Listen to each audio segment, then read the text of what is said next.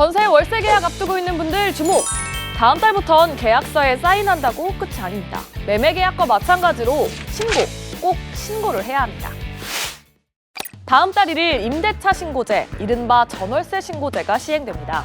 며칠 안 남았죠? 그동안 부동산 매매 계약과 달리 전월세 계약은 신고를 해도 되고 안 해도 됐습니다. 하지만 앞으로는 전세 6천만 원, 월세 30만 원이 넘는 전월세 계약은 계약일로부터 30일 안에 전부 지자체에 신고를 해야 됩니다.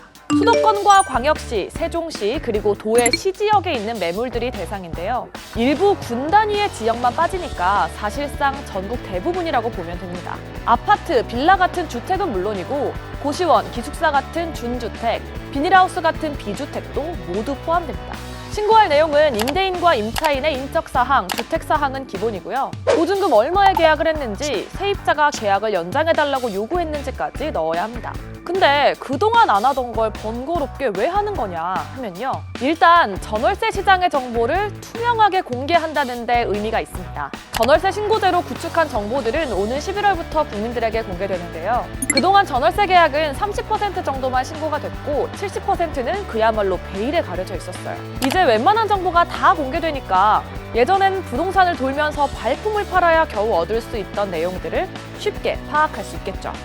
예를 들면 내가 거래하려는 주택의 전월세 값이 주변 시세보다 너무 비싼 건 아닌지, 이전 계약보다 얼마나 오른 건지, 언제쯤 이 지역의 매물들이 풀릴지 이런 걸 알 수 있어요. 하지만 이게 임대차 시장에 긍정적인 결과만 가져다 줄까요? 여기에 대해서는 아직 의문입니다.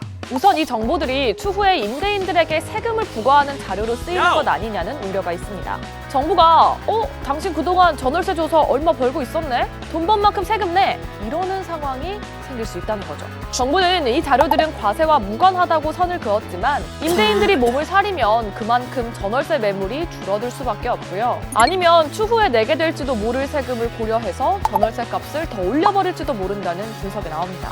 전월세 신고 안 하거나 가격을 낮춰서 신고해주면 임대료를 깎아주겠다는 식의 꼼수가 등장할 가능성도 있고요.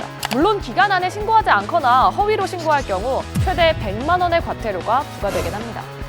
전월세 신고제는 정부가 임차인 보호와 임대차 시장의 투명성 제고를 위해 도입한 이른바 임대차 3법의 마지막 골입니다. 하지만 모든 규제가 그렇듯 뜻하지 않은 부작용이 나타날 수 있는데요.